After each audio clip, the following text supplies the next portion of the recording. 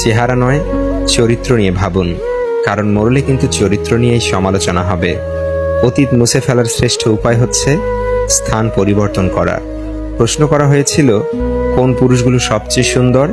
উত্তর এসেছিল, সেই পুরুষগুলো সবচেয়ে সুন্দর যারা সহস্র রাগের মাঝেও নারীকে সম্মান দিয়ে কথা বলে। মনে রাখবেন, কথায় কাজ হবে না, তাই কাজ শুরু করুন নীরবে, আপনার কাজই কথা বলবে। আপনাকে যারা বিশ্বাস করে না তাদের চিন্তা বাদ দিন, নিজেকে বিশ্বাস করুন।